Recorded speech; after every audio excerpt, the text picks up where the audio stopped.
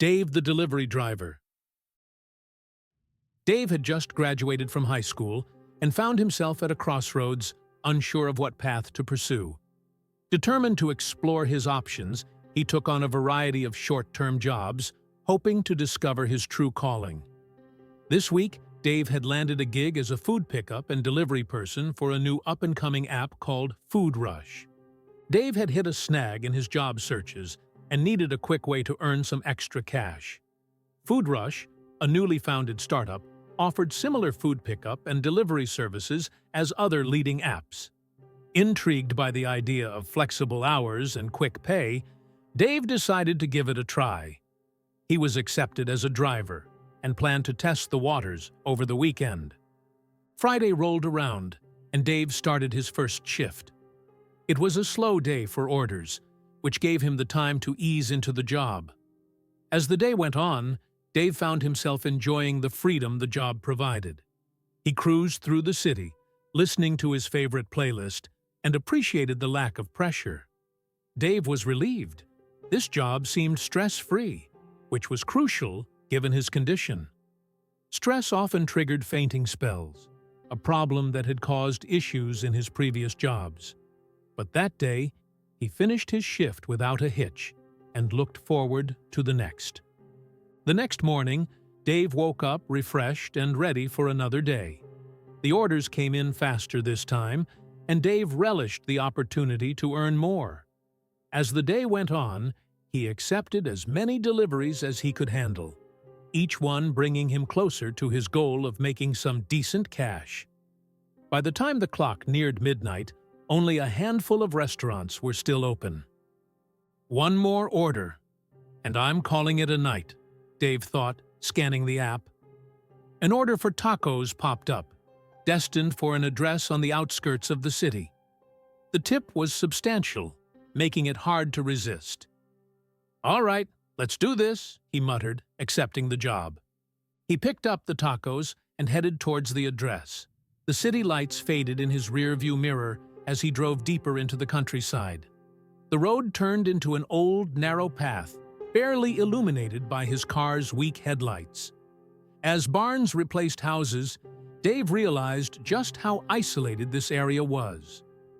His phone's service began to flicker, causing him to worry about getting lost. "I should have stuck to the city," Dave sighed, gripping the steering wheel a little tighter. As he drove, something strange caught his eye. A low-flying plane in the distance, moving in a peculiar pattern.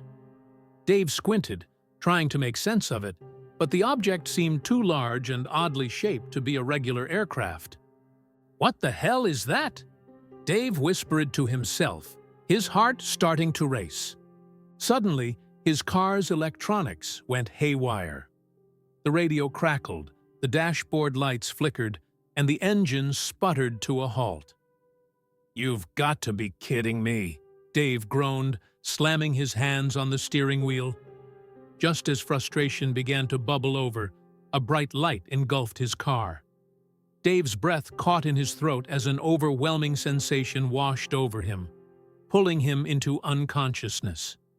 Dave's body was placed on a cold, metallic table. His surroundings were alien, literally. Three beings with large eyes and pale skin hovered over him, their voices a strange, unintelligible murmur. As one of the beings began inspecting Dave, his body sat up on its own, as if controlled by something else. A voice, not his own, spoke through his lips. "Return this body to his vehicle." The aliens exchanged glances, their murmurs turning into a rapid exchange. One of them responded telepathically, "You are an unusual specimen. We must conduct tests. You are not allowed to interfere with this body. Return him immediately," the entity within Dave demanded. The lead alien, seemingly unfazed, replied, "Do not worry. We will do our best not to harm you.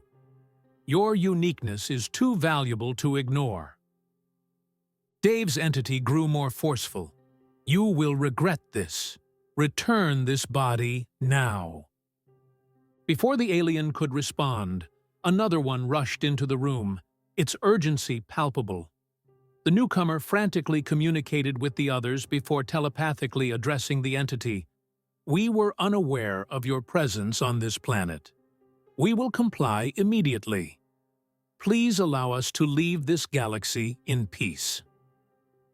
In an instant, Dave found himself back in his car, the bright light gone. His heart pounded in his chest as he looked around, disoriented. Glancing at his phone, he realized his delivery was now 30 minutes late.